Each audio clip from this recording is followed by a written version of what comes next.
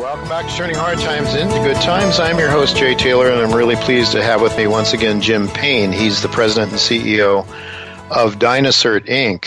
And dynaCERT, Inc. is a company that has a proprietary product. It's an add-on for trucks that's currently being applied that reduces fuel consumption very significantly and also reduces carbon emissions very significantly. So it's a company that has gained a considerable amount of favor among the Canadian government and people who care about their environment. It's also a company that I think is going to gain a great deal of favor among companies that want to reduce their fuel consumption and save money as a result of it. So I'm really pleased to have Jim with me again. Thanks, Jim, for joining me today. Thanks, Jay. It's always a pleasure. Always good to talk to you, and for the sake of people that may be not familiar with your company, can you perhaps just explain to us a little bit about the technology, how it works, and in lay terms, and how significant has it been in terms of your trials and in terms of third-party verification now of fuel saving on fuel consumption? Sure. First of all, our technology, we call it the hydrogen. The hydrogen is a very unique patent-pending unit that is it's a fully computerized on-demand electrolysis system. What we do is we essentially take distilled water and we convert it into pure hydrogen and pure oxygen. And what we really do is we separate the gases, and that's something that really does separate us from the rest and takes us, much farther ahead than where this company was years ago. But so by introducing pure hydrogen and pure oxygen in trace amounts to a combustion engine, and primarily it's diesel engines we're working with, it does enhance the burn.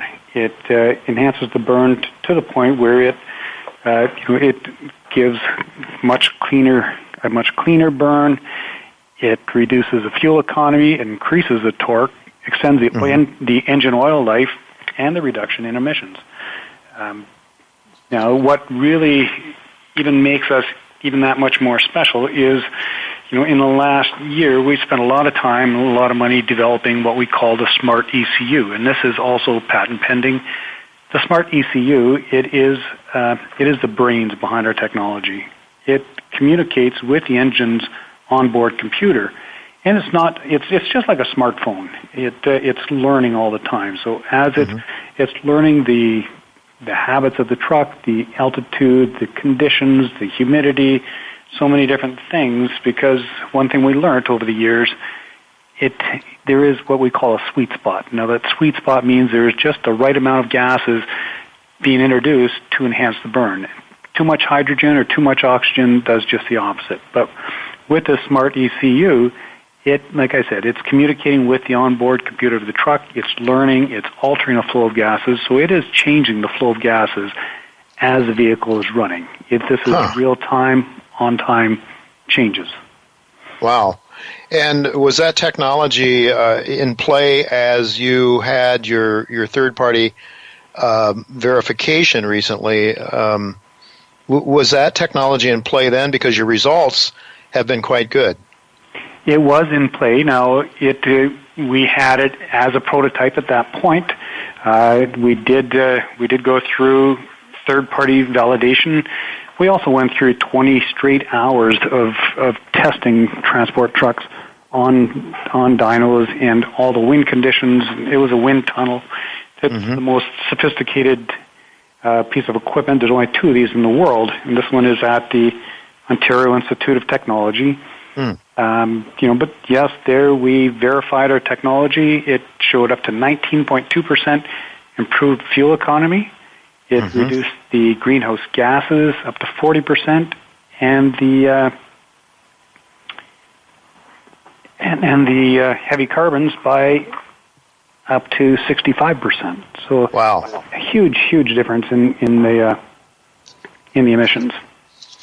So there could be some benefits aside from fuel savings for trucks and for other vehicles, I suppose, in time, not only from the fuel savings, but also from carbon taxes, if that's in play in the future?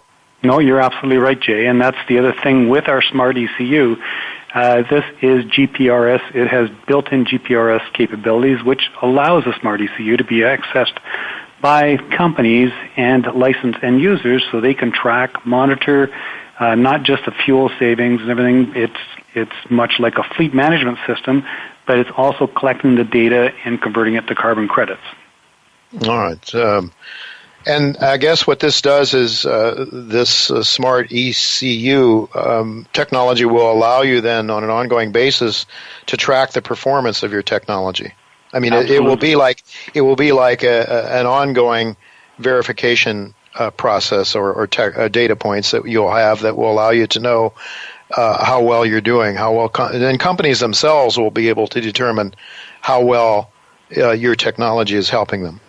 That's exactly right, Jay. Actually, what we've done is we've developed a new back office, and there will be a small monthly fee for end users, like large fleet owners, and that they all have their own fleet management systems. But this takes a fleet management system to a whole new era, and it does exactly like you said. It is measuring the fuel economy, the fuel improvements, the emissions, and everything else that fleet management does.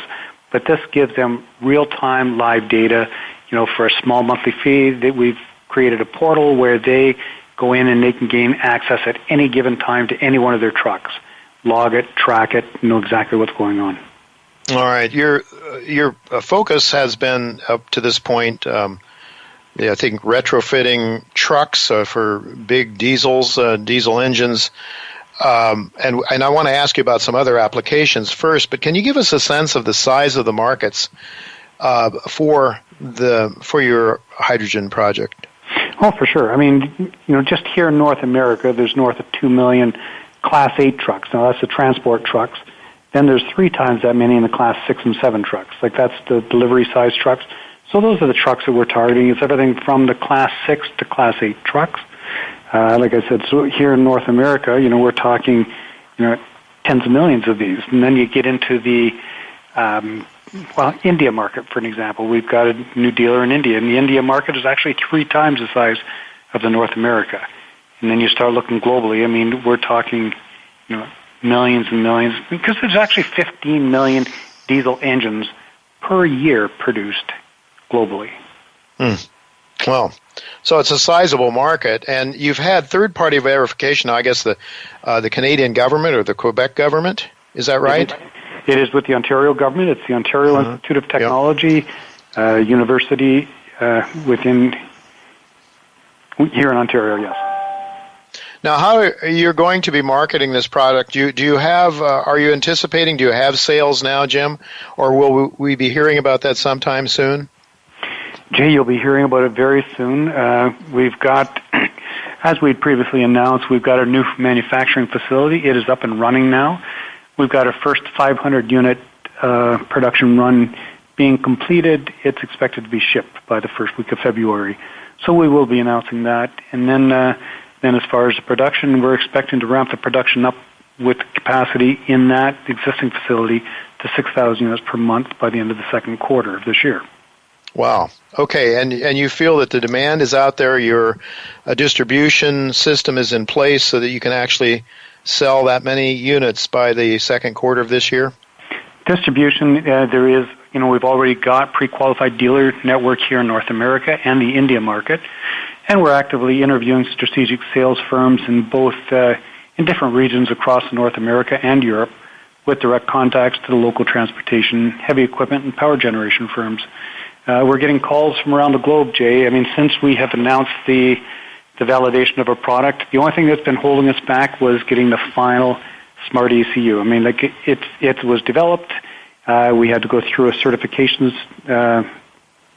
through a few different certification standards because, like I said, it's no different than a smartphone. I mean, this thing is communicating and sending data worldwide instantly. So, we would not sell or put a product out until we had that, until it was final certification. And you have that now. So, as I understand it, your plant up there in Toronto would produce, as you just said, 6,000 units a month. I guess you'll start out with one with one shift and produce 2,000 units, and then as the market demand is there, you'll ramp up to 3 shifts per day? Well, that's the way we initially targeted, but we've actually set up a production line where we can handle 6,000 units a month. Obviously, I mean, we will not mass produce without sales. Sure. We're certainly not producing these things just to put them on the shelf. All right. Just briefly, with another minute or two left here, Jim, can you talk about some of the other applications? I mean, where do you see, first of all, I guess maybe we shouldn't be thinking in those terms, because if you talk about tens of thousands of trucks, that seems like that's quite a nut to crack right there. You have potential growth that is amazing, I think, just in that basis. But I know that you're also excited about some other applications, cars, but ships, I think, and generators for remote locations, that sort of thing. Can you take a minute or two to talk to us about those applications, and how far down the road might they be before you start to think about or actually start to try to meet those market demands? Well, as far as, and you're right, I mean, the markets we're looking at is we've now got the trucking industry handled. We're just ready to put these things out, but it is now shipping, rail, and large stationary generators. It's something we've already done some preliminary work on. We have just set up a new R&D plant for that. We have a substantial amount of government support here in Canada, both federally and provincially. So as we move into that arena, our anticipation is that we will spend like the next year and a substantial amount of money to get this thing done and get it right. Now, because you get into the shipping, I mean, that's a huge market. You get into the rail, like the trains and stuff like that. We've got train companies already lining up wanting product. Which we don't have ready for them yet. But and then you talked about cars.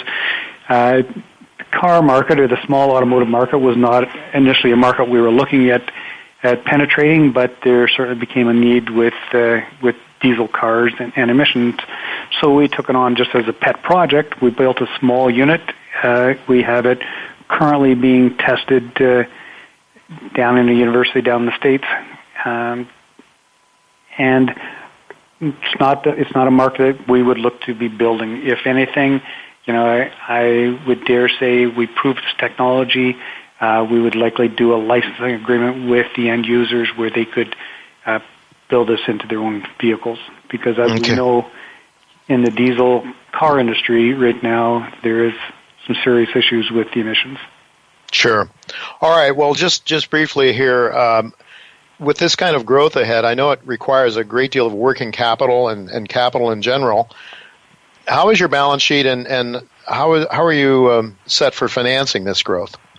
That's a good question. I mean, the company is virtually a debt-free company now, and we are very well funded. We're sitting with several $1 million in the bank, although, as we all know, you can go through that very quickly. The nice thing is, as we move into the sales, we get purchase orders for trucks. They come with a 25% deposit. That 25% deposit pretty much covers our nut. So I'm not overly concerned as far as the financing for the trucking industry. Obviously, for the research and development, that is something that we're pursuing government funding for and government support for. And but yeah, as far as the trucking industry, I mean, it would be quite a self-sustaining business venture.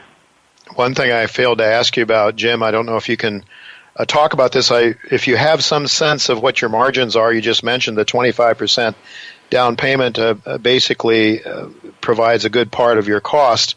Your sense of what you might be able to do on the margin side per unit of those upwards to 6,000 units per month? Jay, we work on a 60% gross margin, so it's a very healthy margin. But as you know, I mean, there's been $30 million spent to get us to where we're at. So it's time to see a little bit of payback, I think. Right. Well, I think payback, certainly the market seems to be anticipating it. The shares have traded up beautifully from around 10 cents earlier this year to 80 cents now. But if the kind of growth you're talking about is there, Jim, I think 80 cents will look like a very inexpensive stock sometime in the future. Time will tell. The proof will be in the pudding, as they say, but it certainly does look exciting. I want to thank you, Jim, for being with us, and we'll look forward to keeping up with you in the future. So thank you very much. Thank you, Jay. It's always a pleasure.